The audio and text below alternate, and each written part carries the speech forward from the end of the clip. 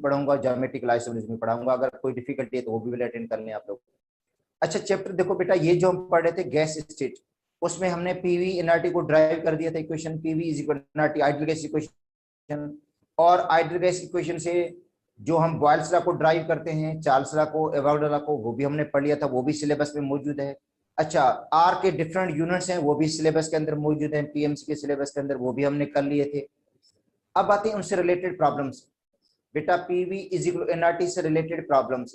अब देखो PV NRT से कौन से फार्मूले बन सकते हैं, पहले तो ये होगा कि इनकी थोड़ी प्रैक्टिस करते हैं।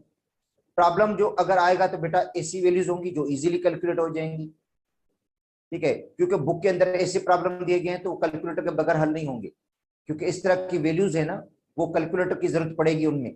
तो ऐसी वैल्यूज हैं जिनमें कोई फ्रैक्शन वगैरह है तो कैलकुलेटर की जरूरत पड़ेगी, मगर एक्चुअली उसका प्रॉपर फार्मूला तो आना चाहिए आप लोगों को कि उसका फार्मूला क्या होगा। तो कल हमने जो पढ़ा था कि पीवी इज इक्वल एनआरटी से हम गैस की डेंसिटी कैलकुलेट कर सकते हैं और मोलर मास भी। बेटा मोलर मास भी कैलकुलेट कर सकते हैं और डेंसिटी भी कैलकुलेट कर सकते हैं पीवी एनआरटी से। तो देखो पीवी इज इक्वल एनआरटी, ये आइडियल गैस इक्वेशन है, और आपको पता है एन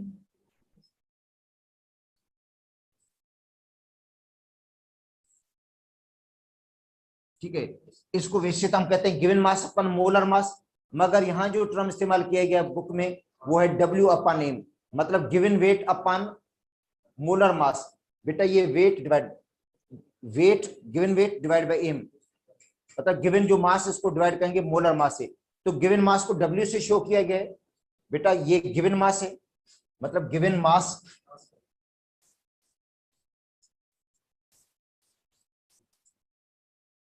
उसके लिए सिंपल इस्तेमाल किया गया डब्ल्यू,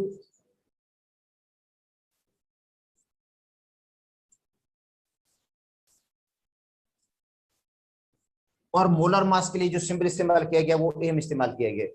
तो अब इसकी जगह पे हम लिख सकते हैं PV is equal to weight upon M into R T. हाँ अगर आपको मोलर मास मालूम करना है, बेटा मोलर मास मालूम करना है, एम मालूम करना है, तो क्या हो जाएगा इसका formula, PV is equal to weight, sorry जो एम होगा मोलर मास, ये हो जाएगा weight given mass upon PV into R T. तो अब ये जो गिवन वेट है ऊपर रखें, बेटा गिवन वेट ये ऊपर रख दें, आर और टी ऊपर रखें, पी और वी नीचे आ जाएगा। और इसका प्रॉब्लम सिंध के सिलेबस के अंदर बेटा मौजूद है, जो सिंध का सिलेबस है उसके अंदर क्वेश्चन नंबर शायद 8 है, उसके अंदर मोलर मास मालूम करना है। बेटा मोलर मास उसके अंदर गिवन मास भी दिया गया है, उसके अंदर टेम्परेचर भी दिया गया है, प्रेशर भी दिया गया है, मगर प्रेशर को कन्वर्ट करना पड़ेगा एटीएम के अंदर, एटमॉस्फेयर के अंदर, बस बाकी कोई चेंजिंग है ही नहीं। ये वैल्यू रखेंगे तो जवाब मिल जाएगा। तो बेटा ये प्रॉब्लम है इसके अंदर आप,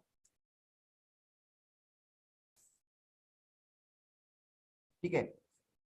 अब दूसरा होता है डेंसिटी से रिलेटेड प्रॉब्लम। बेटा देखो डेंसिटी, तो ये फार्मूला सेम इस्तेमाल करते हैं हम, देखो बेटा सेम फार्मूला इस्तेमाल करते हैं ये कि PV is equal NRT, PV N की जगह क्या रखेंगे हम, वेट अपॉन मतलब given mass upon molar mass, ये बेटा गिवन मास और ये मोलर मास इनटू आरटी। तो आपको होता है डेंसिटी होता है गिवन मास अपॉन वॉल्यूम, बेटा जो डेंसिटी है वो गिवन मास अपॉन वॉल्यूम है। तो हम क्या करेंगे, P इंटू मोलर मास, ये एम इस तरफ जाएगा, ये जो एम है बेटा मोलर मास ये जाएगा V की जगह पे और V आ जाएगा M की जगह पे, तो ये हो जाएगा weight upon volume into RT. तो weight upon volume, given weight upon volume density के बराबर है, तो बेटा हो जाएगा P into molar, sorry P into molar mass, ये किसके बराबर हो जाएगा बेटा, ये हो जाएगा D के बराबर, DRT। ठीक है, अगर यहां से आपको मोलर मास निकालना है, डेंसिटी से आपको मोलर मास निकालना है, तो ये हो जाएगा फार्मूला, एम बराबर हो जाएगा DRT/P, ये हो जाएगा। अगर यहां से आपको मोलर मास निकालना है, तो यहां पे भी मोलर मास निकाला बेटा, और ये भी मोलर मास है, तो ये मोलर मास कहां से निकाल रहे हैं हम, डेंसिटी से कैलकुलेट कर रहे हैं। और यहां आपको डेंसिटी भी कैलकुलेट कर सकते हैं आप लोग, डी भी कैलकुलेट कर सकते हैं। तो डी कैलकुलेट करने के लिए पी इंटू मोलर मास ऊपर जाएगा अपन RT। तो अब देखो क्या चीज मालूम करनी है, तो इसके अंदर प्रॉब्लम बेटा दिए गए हैं, ये फेडरर की बुक में ये प्रॉब्लम दिया गया है।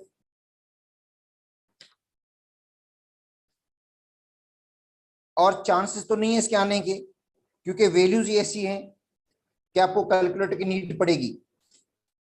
आपको मैं पेज बता देता हूं बेटा, पेज नंबर 91 पे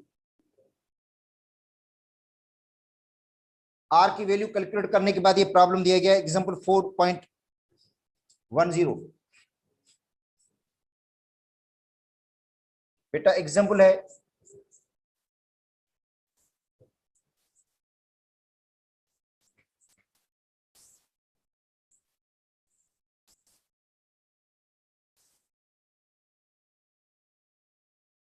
91 पे।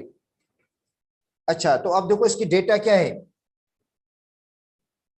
डेटा कहता है calculate average molar mass, average molar mass निकालना है एट सी लेवल पे, at 0 degree centigrade, 0 degree centigrade पे, और डेंसिटी गैस की 1.29 किलोग्राम पर मीटर क्यूब है बेटा, किलोग्राम पर मीटर क्यूब, किलोग्राम पर मीटर क्यूब, इसका मतलब है एसआई यूनिट में दिया गया है। जो डेंसिटी आपको दी गई वो एसआई यूनिट के हिसाब से दी गई, किलोग्राम पर मीटर क्यूब।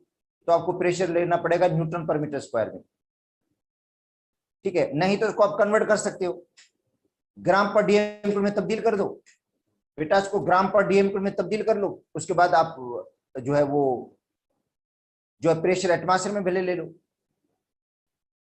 ठीक है, आर की वैल्यू भी एटमॉस्फेयर ले लो, मगर यहाँ पे आर की जो वैल्यू लगेगी वो लगेगी जूल वाली, इस जगह पे, इस प्रॉब्लम के अंदर, क्योंकि आपको जो डेंसिटी दी गई है वो दी गई है किलोग्राम पर मीटर क्यूब के अंदर। तो बेटा ये देखो प्रॉब्लम है जिसके अंदर आपको डेंसिटी दी गई है 1.29 किलोग्राम पर मीटर क्यूब, किलोग्राम पर मीटर क्यूब में डेंसिटी दी गई है, टेम्परेचर दिया गया है 0 डिग्री सेंटीग्रेड।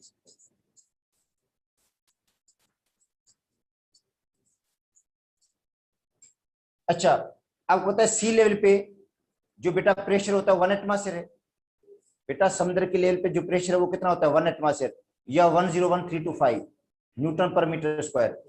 ठीक है,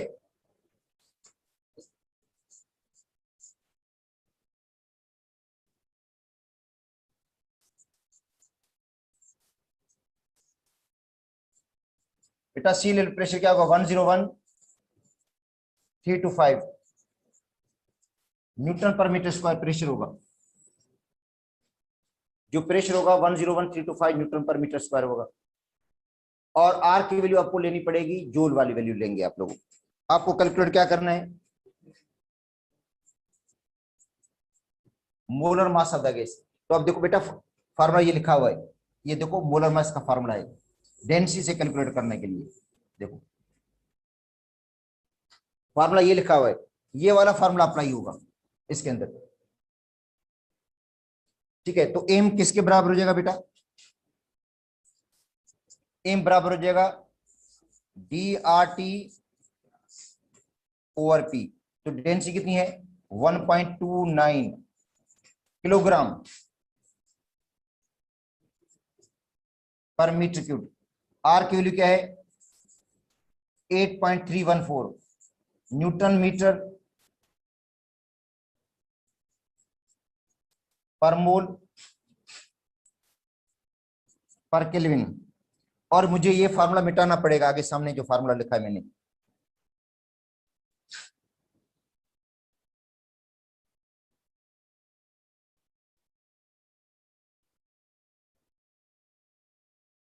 ठीक है बेटा। और टेम्परेचर कितना है,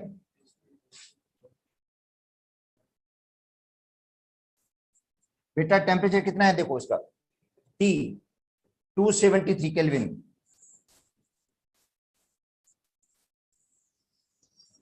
और डिवाइड बाय प्रेशर, देखो प्रेशर की वैल्यू क्या रखेंगे, 101325 न्यूटन पर मीटर स्क्वायर।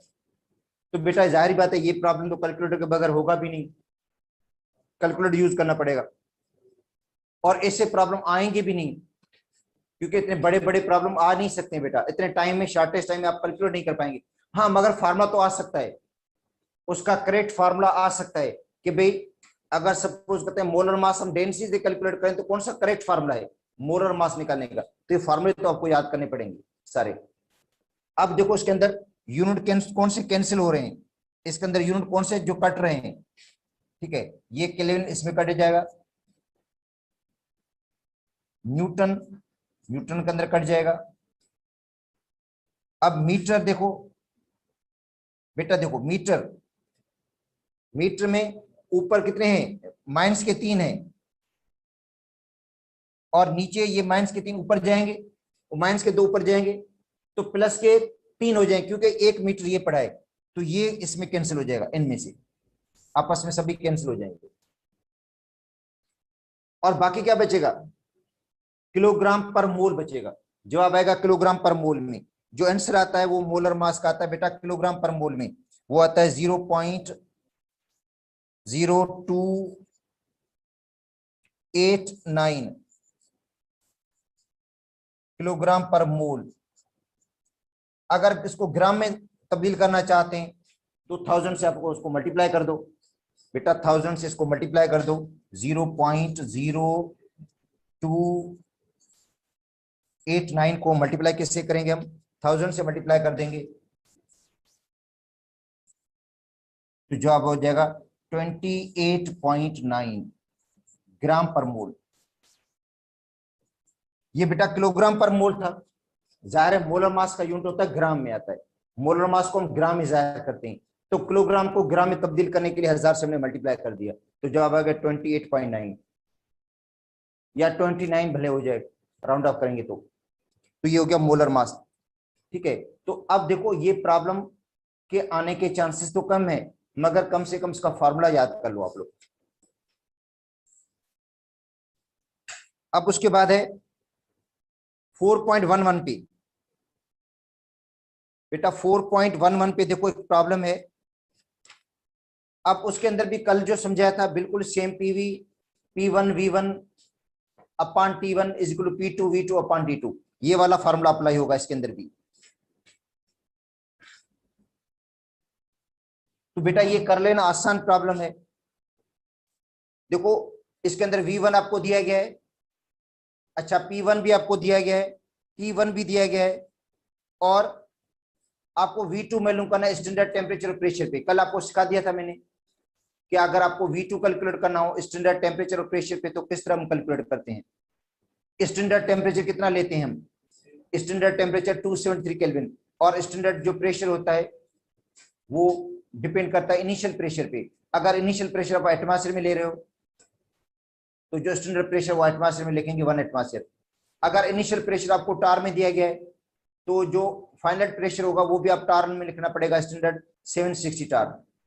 तो बेटा इसके अंदर जो इनिशियल प्रेशर है P1 वो आपको मिलीमीटर में दिया गया है, तो आपको जो फाइनल प्रेशर लिखेंगे स्टैंडर्ड प्रेशर वो आपको मिलीमीटर में लिखना पड़ेगा 760।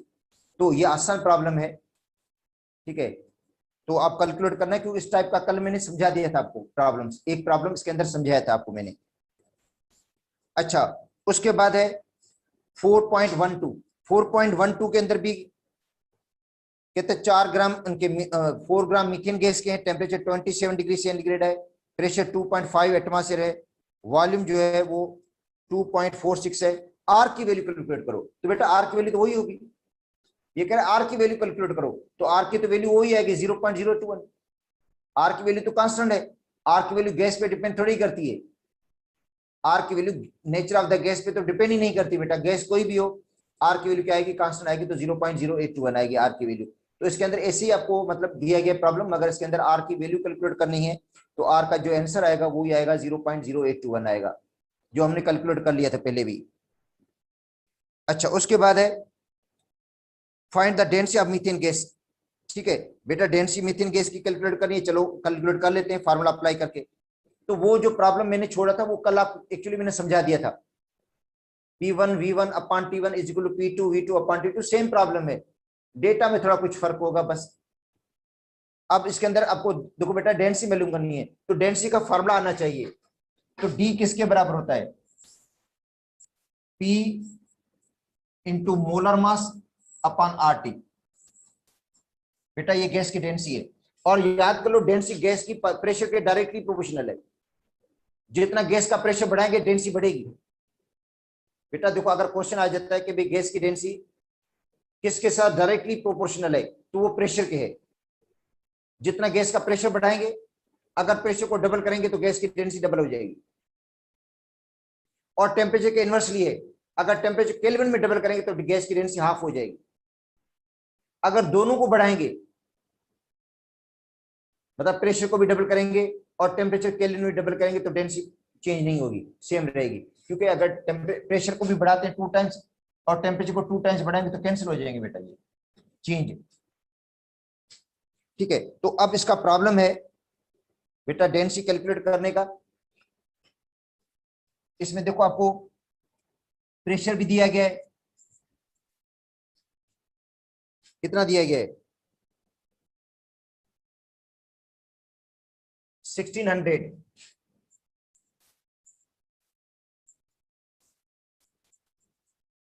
बेटा 1600 मिलीमीटर ऑफ मरकरी, तो उसको 760 से डिवाइड कर दो। बेटा 1600 को 760 से आपको डिवाइड करना पड़ेगा। ठीक है, तो जवाब क्या आएगा? 2.105। 2.105 प्रेशर आ गया एटमॉस्फेयर के अंदर, और टेम्परेचर दिया गया 100 degree centigrade.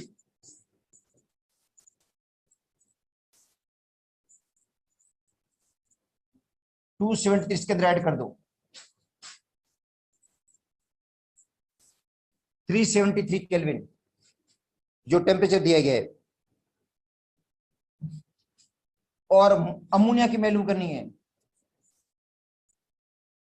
Mass of molar mass of ammonia.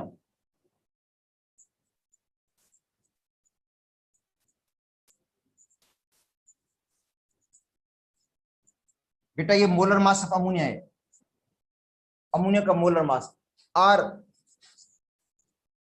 0.0821 atmosphere डीएम³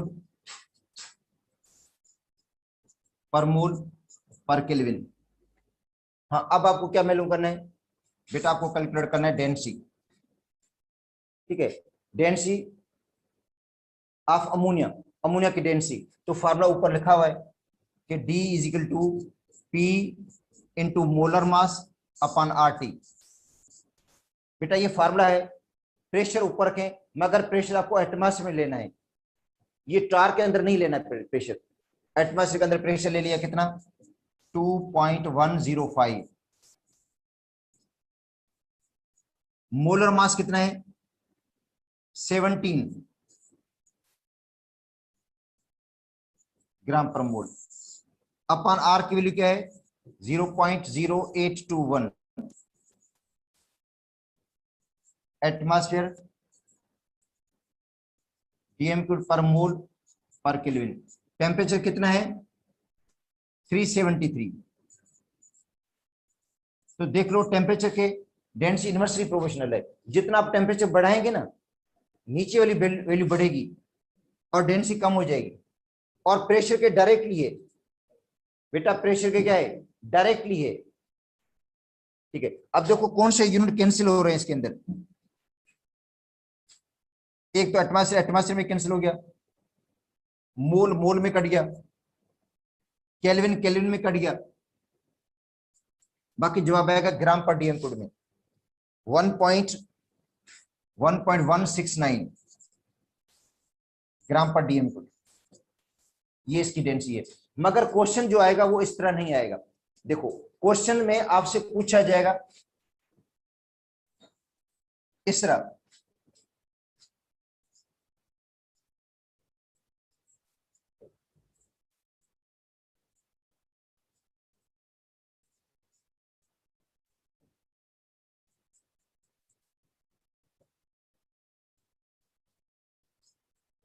ठीक है, कहते हैं गैस की डेंसिटी मीथेन गैस की मैक्सिमम होगी एट एसटीपी।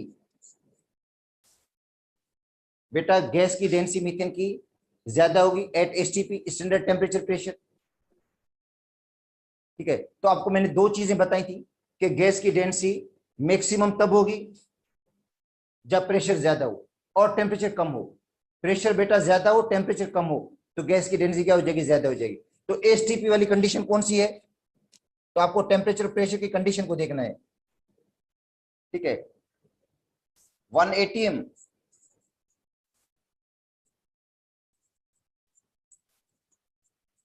273 केल्विन। ठीक है, बी ऑप्शन इसका जो बी ऑप्शन है 1 एटमॉस्फेयर एंड 25 डिग्री सेंटीग्रेड। अब इन दोनों का आप तजिया करें, बी ऑप्शन पे डेंसिटी कम हो जाएगी। क्यों बेटा, टेम्परेचर बढ़ गया है, प्रेशर तो सेम रहा मगर टेम्परेचर बढ़ गया। 25 डिग्री सेंटीग्रेड है ना, 298 केल्विन हो जाएगा। देखो प्रेशर तो 1 एटमॉस्फेयर है मगर टेम्परेचर कितना है बेटा, 298 केल्विन है, 298 केल्विन। ठीक है, तो इसका मतलब टेम्परेचर बढ़ गया तो डेंसिटी कम हो जाएगी। अगर इन दोनों का मुकाबला अगर हम तजिया करें तो बी ऑप्शन पे डेंसिटी कम होगी क्योंकि टेम्परेचर बढ़ा है, प्रेशर सेम रहा। C option 2 atmosphere 273 degree centigrade, इसमें प्रेशर को डबल किया गया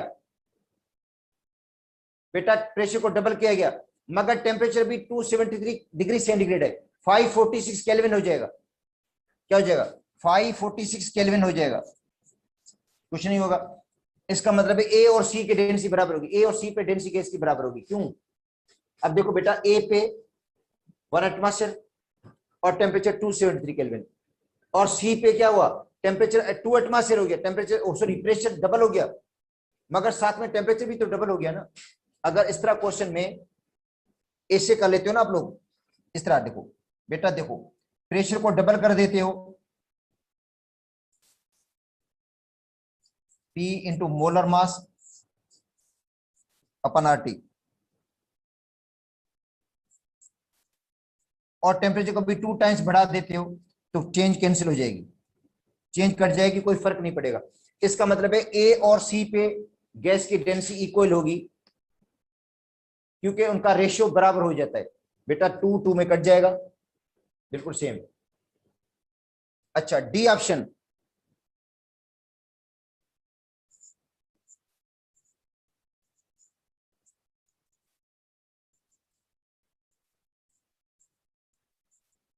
100 डिग्री सेंटीग्रेड, टेम्परेचर 2 एटमॉस्फेयर और सॉरी प्रेशर 2 एटमॉस्फेयर और टेम्परेचर 100 डिग्री सेंटीग्रेड, इस पे गैस की डेंसिटी ज्यादा होगी। आप कैलकुलेट कर लेना,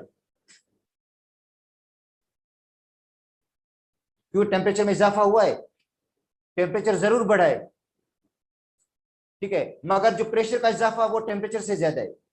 बेटा जो प्रेशर का इजाफा है 2 एटमॉस्फेयर वो टेम्परेचर से ज्यादा है, इसका मतलब है ओवरऑल डेंसिटी बढ़ेगी। किस कंडीशन पे, फोर्थ कंडीशन पे, ये वाली जो कंडीशन है ना, इस पे गैस की डेंसिटी क्या होगी, ज्यादा होगी, मैक्सिमम होगी। ठीक है,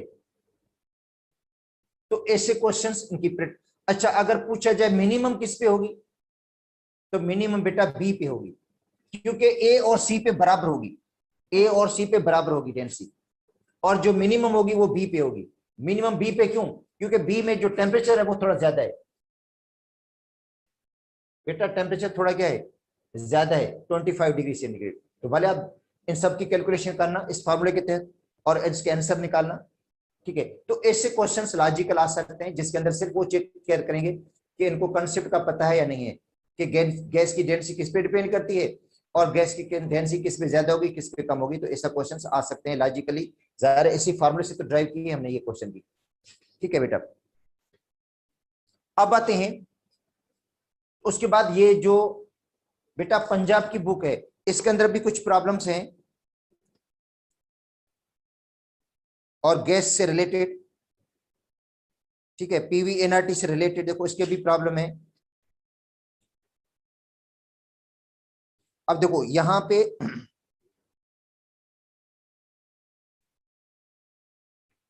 पेज नंबर आपको बता देता हूं बेटा 51 पे है।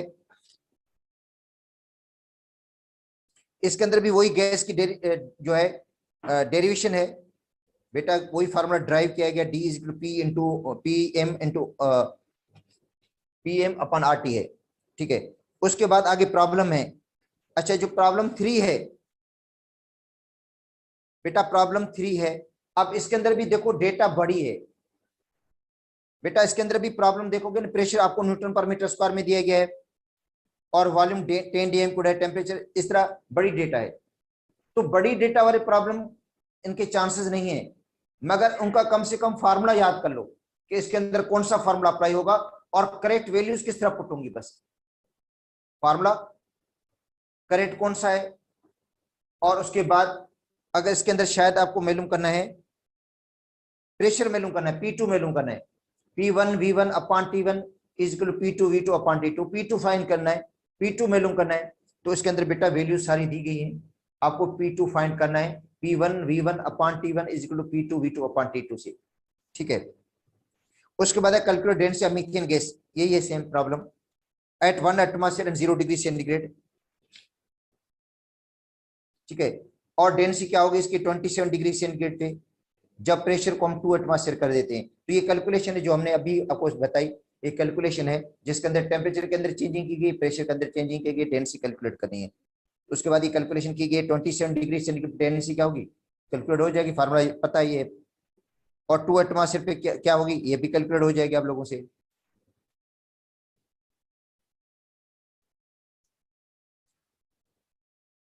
अच्छा, उसके बाद है calculate mass of 1 DM cube of methane at 30 degree centigrade and 1000 millimetre mercury. Weight मालूम करना है, चलो इसका मैं फार्मूला सिखा देता हूं आपको बेटा। इसके अंदर आपको वेट कैलकुलेट करना है। देखो इससे पहले जो प्रॉब्लम कैलकुलेट किया था ना, ये देखो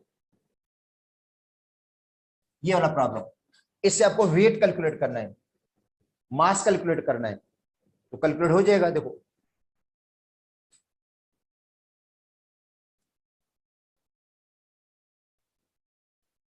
देखो पीवी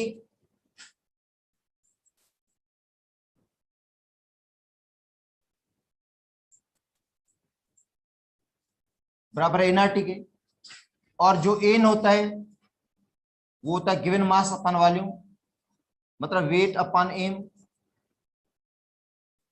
बेटा, वेट मतलब गिवन मास अपन मोलर मास। तो एन की जगह पे ये पुट कर देते हैं, तो पीवी हो जाएगा वेट अपन एम इंटू आर टी। ठीक है, अच्छा अब इसके अंदर आपको मालूम करना है वेट या मास मालूम करना है, तो बेटा क्रॉस मल्टीप्लीकेशन कर दो। क्रॉस मल्टीप्लीकेशन करेंगे तो क्या हो जाएगा, पी वी एम हो जाएगा is equal to W R T. कभी कभी तो इस तरह फार्मूले दिए जाते हैं और पूछे जाते हैं ये सही है या गलत है। ये सही है बेटा, पीवी एनआरटी से तो ड्राइव हुआ है, तो बच्चे समझते शायद इनमें तो वही बहुत सारी चीजें आ गई हैं, वेट भी आ रहा है एम भी आ रहा है, पता नहीं सही है नहीं। तो बेटा इसी से तो ड्राइव किए गए सारे। तो ये क्वेश्चन बेटा इसके अंदर ही इस तरह के इक्वेशंस को, ठीक है, आगे पीछे करके ये दे सकते हैं और पूछा जा सकता है ये इसमें करेक्ट है या नहीं है। तो बेटा ये करेक्ट रिलेशनशिप है इनका, क्योंकि पी और वी उसके साथ एम मल्टीप्लाई हो जाएगा और डब्ल्यू आर टी। तो आपको डब्ल्यू कैलकुलेट करना है, तो बेटा डब्ल्यू कैलकुलेट करने के लिए क्या रखेंगे हम, डब्ल्यू कैलकुलेट करना है तो पी वी एम ऊपर आएगा और नीचे क्या आ जाएगा, नीचे आ जाएगा आर टी। आप वैल्यूज पुट कर दें इसके ऊपर, पी वी एम और डिवाइड आएगा RT। तो अब देखो इसके अंदर वॉल्यूम दिया गया, आपको प्रॉब्लम दिया गया बेटा। ये प्रॉब्लम की डेटा बना लेता हूं मैं, आपको पेज बता देता हूं, आपको पेज 53 है।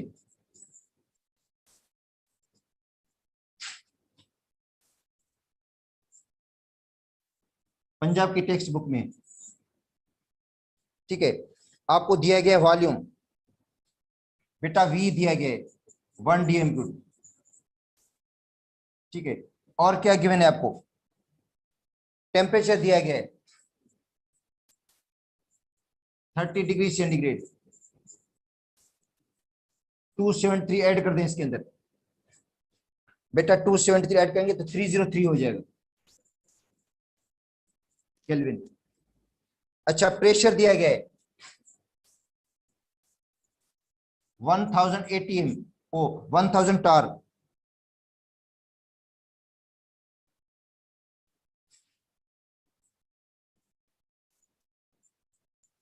ठीक है। इसको 760 से डिवाइड कर दो, एटमॉस्फेयर में आ जाएगा बेटा। 1000 दिया गया, इसको 760 से क्या करते हैं हम, डिवाइड कर देते हैं।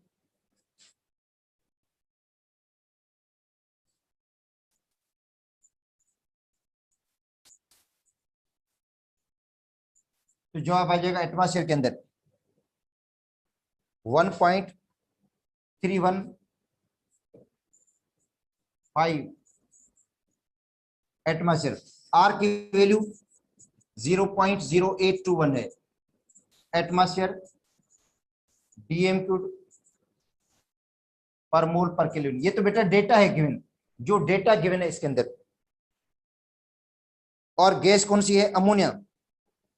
तो मोलर मास ऑफ अमोनिया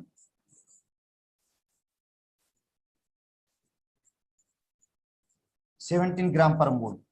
ये बेटा सारी डेटा थी। अब ये डेटा इस फार्मूले के अंदर पुट कर दो बस बेटा। ये डेटा दी गई है, वॉल्यूम दिया गया है, टेम्परेचर आपको दिया गया है, प्रेशर दिया गया है। प्रेशर को आपको एटमॉस्फेयर में तब्दील करना पड़ेगा, आर की वैल्यू एटमॉस्फेयर में ले रहे हैं, ठीक है। और मोलर मास अमोनिया का 17 है। अब वैल्यू पुट करेंगे तो आपको वेट मिल जाएगा किसका, 1 dm³ का। कहता है calculate mass of 1 dm³, calculate mass of 1 dm³ of ammonia at 30 degree centigrade and 1000 millimetre of mercury.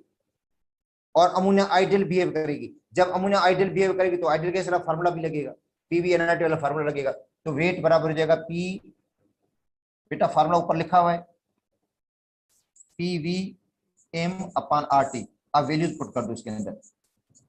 Pressure कितना है बेटा 1.315। वॉल्यूम कितना है 1 dm³। अमोनिया का मास कितना है 17 ग्राम पर मोल। आर कितनी है 0.0821 एटमॉस्फेयर dm³ पर मोल पर केल्विन। टेम्परेचर कितना है, जो टेम्परेचर दिया गया है वो है 303 केल्विन। अच्छा, अब देखो इसके अंदर जो चीजें कैंसिल हो रही हैं वो कैंसिल कर दो। केल्विन इसमें कट गया, मोल इसके अंदर कट गया, dm³ इसके अंदर कट गया, एटमॉस्फेयर इसके अंदर कट गया। जवाब आ गया ग्राम के अंदर। जवाब किस में आएगा, ग्राम के अंदर। तो जाहिर बेटा वो क्या है, वेट है, ठीक है। कितना 0.89, 0.89। तो जाहिर बात है इसके अंदर लंबी कैलकुलेशन है, मगर कम से कम फार्मूला आपको आना चाहिए कि वेट किस तरह हम कैलकुलेट करते हैं किसी भी गैस का। अच्छा, अब देखो एक और क्वेश्चन जो सिंध के सिलेबस के अंदर है, मगर है वैसे कंसेप्ट के हिसाब से, ठीक है। कहते भाई 4 कंटेनर्स हैं, 4 containers of equal volume. 4 containers हैं जिनका वॉल्यूम बराबर है। बताओ किस कंटेनर का प्रेशर ज्यादा होगा। तो बेटा प्रेशर का फॉर्मूला देखो, देखो P बराबर होता है nRT/V। इसका मतलब प्रेशर डायरेक्टली प्रोपोर्शनल मोल की है। जिस गैस के मोल ज्यादा होंगे उसका प्रेशर ज्यादा होगा। बेटा देखो जिस गैस के मोल ज्यादा होंगे इसका प्रेशर ज्यादा होगा। देखो काइनेटिक थ्योरी में भी यही हमने पढ़ा है कि भाई जिसके मोल ज्यादा होंगे मोल ज्यादा होंगे तो मॉलिक्यूल ज्यादा होंगे, ज्यादा मॉलिक्यूल्स होंगे तो कोलिन ज्यादा होगी, कोलिन ज्यादा होगी तो प्रेशर ज्यादा होगा। इसका मतलब इस प्रेशर फार्मूले से पता चल रहा है कि जो पी है ये डायरेक्टली प्रोपोर्शनल एन के है, मतलब डायरेक्टली प्रोपोर्शनल है। जिस कंटेनर के मोल ज्यादा होंगे, मतलब जिस कंटेनर में गैस के मोल ज्यादा होंगे उस गैस का प्रेशर भी क्या होगा, ज्यादा होगा। दूसरी बात, जो प्रेशर है वो डायरेक्टली प्रोपोर्शनल किसके है, टेम्परेचर के भी है। जिस कंटेनर का टेम्परेचर ज्यादा होगा उसका प्रेशर ज्यादा होगा, क्योंकि बेटा टेम्परेचर को जब बढ़ाते हैं तो कोलिन बढ़ जाती है, और कोलिन बढ़ने से भी प्रेशर बढ़ जाता है। देखो जब हम टेम्परेचर को बढ़ाते हैं तो कोलिन बढ़ती है, और कोलिन बढ़ने से क्या होगा, प्रेशर बढ़ेगा। और जो प्रेशर है वॉल्यूम के इनवर्सली है। जिस कंटेनर का वॉल्यूम कम होगा बेटा, जिस कंटेनर का वॉल्यूम कम होगा उसका प्रेशर ज्यादा होगा। ठीक है, तो अगर ऐसा कोई क्वेश्चंस आ जाते हैं जिसमें कंपैरिजन के हवाले से पूछा जाता है कि कंपेयर करके बताओ, तो जाहिर है आपके लिए कैलकुलेशन नहीं करनी है बेटा। कैलकुलेशन तो जाहिर है आपको प्रेशर इसी फार्मूले से निकालना पड़ेगा। कैलकुलेशन के बगैर आपको ये बताना पड़ेगा, हाई या लो का बताना पड़ेगा कि किसका प्रेशर हाई है किसका लो है। अच्छा देखो क्वेश्चन आ जाता है 4 कंटेनर्स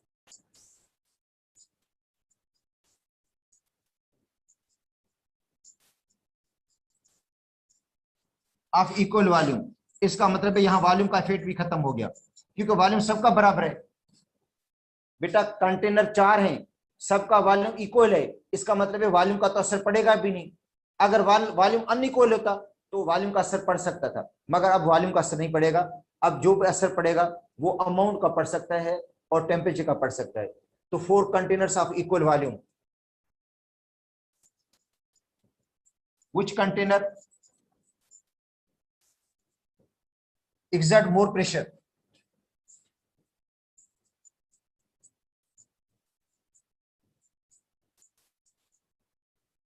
कि किस कंटेनर का प्रेशर ज्यादा होगा। तो अब देखो इसके अंदर अमाउंट दे देता हूं आपको। अब है 2 ग्राम हाइड्रोजन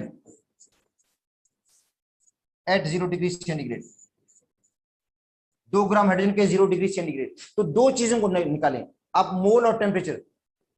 और मोल और टेम्परेचर का प्रोडक्ट है। देखो जो प्रेशर है, इधर देखो बेटा, देखो प्रेशर जो है ये डायरेक्टली प्रोपोर्शनल है किसके, मोल इंटू टी के।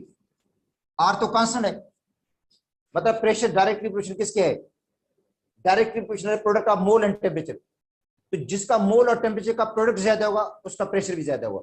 बेटा देखो पी डायरेक्टली प्रोपोर्शनल किसके, एन और टी के। आर तो कांस्टेंट है, आर की वैल्यू तो कांस्टेंट है ना, इसका मतलब है, और वॉल्यूम भी कांस्टेंट है, इसका मतलब वॉल्यूम का भी असर नहीं पड़ेगा। अगर वॉल्यूम होता तो वॉल्यूम का असर पड़ता, मगर यहाँ पे वॉल्यूम का भी असर नहीं पड़ेगा, सिर्फ मोल और टेम्परेचर का पड़ेगा। तो मोल और टेम्परेचर का जिसका भी प्रोडक्ट ज्यादा होगा, प्रोडक्ट निकालेंगे, मोल और टेम्परेचर को मल्टीप्लाई करेंगे तो क्या बनेगा, 1 मोल बनेगा। बेटा देखो इसका मोल बनेगा 1। अब मोल तो डायरेक्ट कैलकुलेट करना पड़ेगा, यहाँ पे मोल 1 बनेगा और टेम्परेचर 273 है। देखो हम क्या करेंगे, प्रेशर जो है ये डायरेक्टली प्रोपोर्शनल है एन इंटू टी के। ठीक है, मोल क्या हो गया इसका 1 और टेम्परेचर हो गया 273 केल्विन, मतलब 1 को मल्टीप्लाई करेंगे 273 से। ठीक है, इसका ये।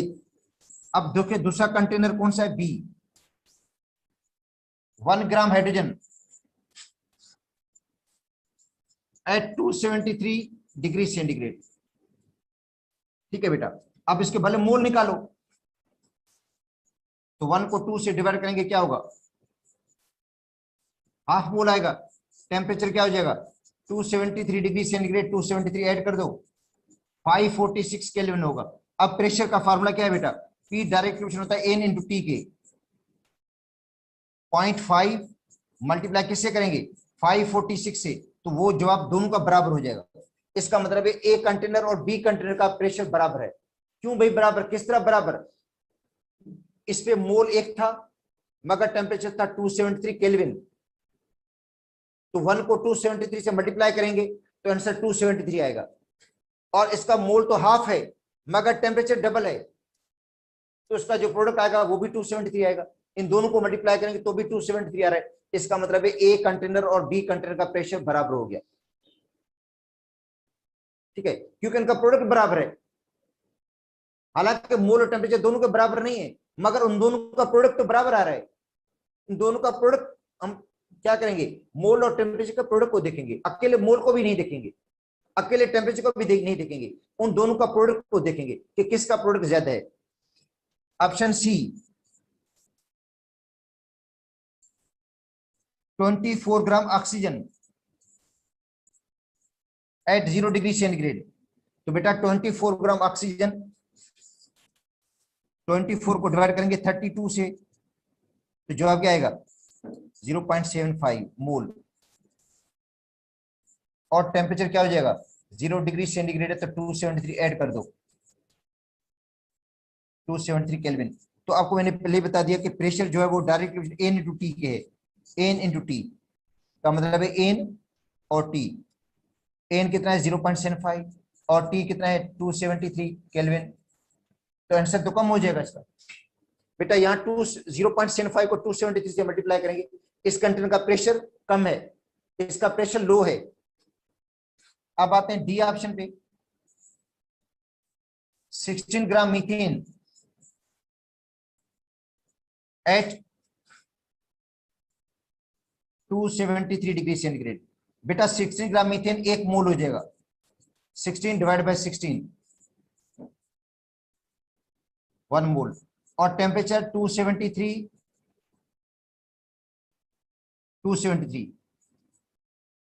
546 केल्विन हो गया। अब क्या करेंगे, प्रेशर जो है वो डायरेक्ट प्रोपोर्शनल है एन इंटू टी के।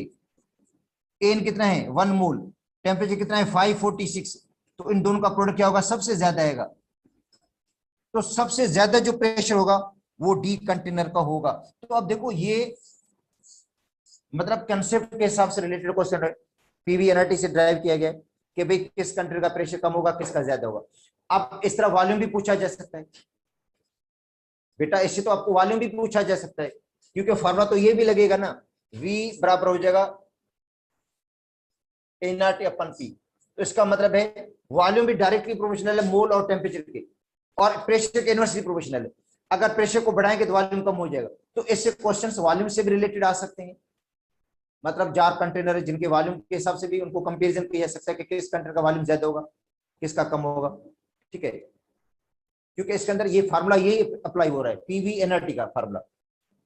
ठीक है, अगर आपसे पूछा जाता है भाई टेम्परेचर को भी हम डबल करते हैं, प्रेशर को भी डबल करते हैं, टेम्परेचर को डबल कर देते हैं, प्रेशर को भी डबल कर देते हैं, तो वॉल्यूम पे क्या फर्क पड़ेगा। कल को सिखा रहा था, देखो टेम्परेचर को डबल किया प्रेशर को भी डबल किया, वॉल्यूम पे कोई फर्क नहीं पड़ेगा, वॉल्यूम सेम रहेगा। अगर तीनों को डबल कर देते हैं, मोल को भी डबल कर दें बेटा, मोल को भी डबल करें टेम्परेचर को डबल करें, तो वॉल्यूम 2 टाइम्स बढ़ेगा, वॉल्यूम 2 टाइम्स बढ़ेगा, क्योंकि जो टेम्परेचर की चेंजिंग थी वो प्रेशर की चेंजिंग से कैंसिल हो गई, मगर मोल डबल कर दिए जिसकी वजह से वॉल्यूम डबल हो जाएगा। तो बेटा ये चीजें जो हैं इनसे रिलेटेड क्वेश्चंस आ सकते हैं, इससे छोटे छोटे क्वेश्चंस आ सकते हैं, पूछे जा सकते हैं आपको क्वेश्चंस। अब आते हैं आइडियल गैस,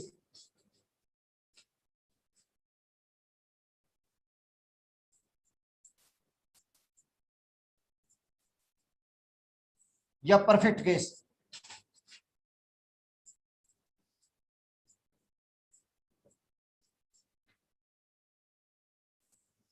ठीक है बेटा, तो आइडियल गैस है क्या बेटा, और रियल गैस और आइडियल गैस में क्या फर्क है। देखो आइडियल गैस वो होती है, अब देखो जितने भी लॉज बनाए गए हैं, Boyle's law, Charles law, Avogadro law, या ये जो आइडियल गैस इक्वेशन है, काइनेटिक मॉलिक्यूलर थ्योरी के पोस्टुलेट्स हैं, एक्चुअली वो बनाए आइडियल गैसेस के ऊपर है, वो आइडियल गैस के बनाए हुए हैं। तो इसका मतलब है आइडियल गैस सबको ओबे करेगी, जो आइडियल गैस है वो सारे लॉज को ओबे करती है, बॉयल्स लॉ को, चार्ल्स लॉ को, एवोगाड्रो लॉ को, पीवी एनआरटी को, at every temperature and pressure, her temperature और प्रेशर पे ओबे करेगी। तो एसी गैस को हम कहेंगे आइडियल गैस। बेटा एसी गैस जो सारे गैस लॉज को ओबे करे और at every temperature and pressure, her temperature और प्रेशर पे, क्योंकि जो रियल गैसेस हैं, जो रियल गैसेस रियलिटी में मौजूद हैं, कार्बन डाइऑक्साइड हो, नियॉन हो, आर्गन हो, क्रिप्टॉन हो, जितने भी रियल गैसेस हैं, नाइट्रोजन, ऑक्सीजन, ये इन लॉज को ओबे करती हैं। ये Boyle's law, Charles law, PV NRT को भी ओबे करती हैं ये, मगर एक उनकी लिमिटेशन है, उनकी हद है, टेम्परेचर प्रेशर की हद है। अच्छा, हद से ज्यादा वो ओबे नहीं करेंगी। एक ऐसा टेम्परेचर भी आएगा जब बॉयल्स लॉ, रियल जो गैस है, रियल गैस वो बॉयल्स लॉ को ओबे नहीं करेगी, चार्ल्स लॉ को ओबे नहीं करेगी वो। ठीक है बेटा, एक लिमिटेशन है उसकी, मतलब जो रियल गैसेस हैं उनकी एक लिमिट है, उनकी एक लिमिटेशन है, मगर आइडियल गैस की कोई लिमिट नहीं है, मतलब वो हर टेम्परेचर और प्रेशर पे सारे गैस लॉज को ओबे करे। ऐसी गैस को हम कहते हैं आइडियल गैस या परफेक्ट गैस। परफेक्ट का मतलब क्यों कहते हैं हम इसको, क्योंकि आपने पढ़ा था कि चार्ल्स लॉ में जब हमने कहा कि गैस को हम कूल करते हैं, कूलिंग करते हैं, तो गैस से लिक्विड में आना शुरू हो जाती है, तो इसका मतलब वो गैस परफेक्ट तो नहीं रही, वो लिक्विड में आ गई या सॉलिड में आ गई। ठीक है, तो -273 तक आपको मैंने कहा था कि जितनी भी रियल गैसेस सब लिक्विफाई हो जाती हैं या सॉलिडिफाई हो जाती हैं, मगर आइडियल गैस उसको कहेंगे हम परफेक्ट गैस जो उस कंडीशन पे भी गैस में रहे।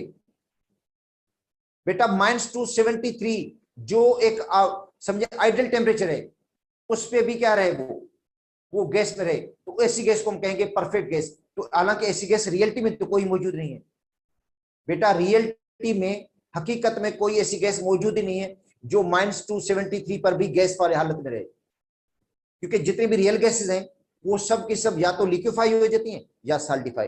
तो ऐसी गैस को आइडियल गैस कहेंगे हम, ऐसी गैस को आइडियल गैस कहेंगे जो -273 पर भी लिक्विफाई ना हो ना सॉलिडिफाई हो, तो वो गैस परफेक्ट गैस होगी। परफेक्ट का मतलब है वो हर सूरत में गैस वाली हालत में रहेगी। तो रियल गैस तो इस तरह नहीं है, रियल गैस को जब हम कूल करते हैं तो वो लिक्विफाई लिक्विड में भी आ जाते हैं, सॉलिडिफाई भी होगी। इसलिए रियल गैस का जो बिहेवियर होता है वो आइडियल गैस से क्या होता है बेटा, चेंज होता है। तो आइडियल गैस क्यों कहते हैं इसको फिर बेटा, आइडियल का मतलब है ख्याली गैस है, ये तस्वराती गैस है, ये इमेजिनरी गैस है, इसका कोई वजूद नहीं है, ऐसी कोई गैस एग्जिस्ट ही नहीं करती है। मगर जो साइंटिस्ट थे उन्होंने ऐसी गैस को तस्वर करके, ऐसी आइडियल गैस को तस्वर करके ये सारे लॉज बनाए थे, और फिर वो लॉज अप्लाई किए गए किस पर, रियल गैसेस पे। तो रियल गैसेस उन लॉ को ओबे करती हैं, मगर उनकी कंडीशन है, कुछ हद तक ओबे करती हैं और कंडीशन के बाद वो ओबे नहीं करती हैं। तो अब देखो, आइडियल गैस उस गैस को कहा जाता है जो सारी गैस लॉज को ओबे करे। द गैस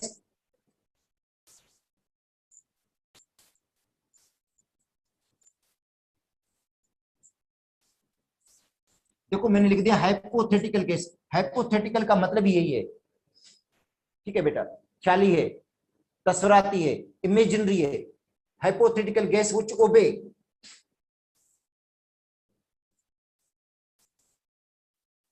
जो ओबे करे ऑल गैस लॉज। बेटा जितने भी गैस लॉज हैं, मतलब बॉयल्स लॉ, चार्ल्स लॉ, सबको ओबे करे। मैंने सब लिख दिया ऑल गैस लॉज, सारे गैस लॉज को eight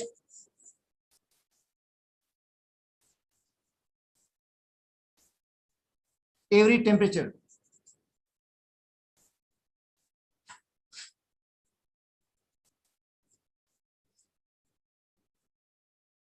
and pressure. Her temperature pressure पे, हर टेम्परेचर पे और प्रेशर पे, और उनका जो बिहेवियर होगा वो काइनेटिक मॉलिक्यूलर थ्योरी के पोस्टुलेट्स के मुताबिक होगा।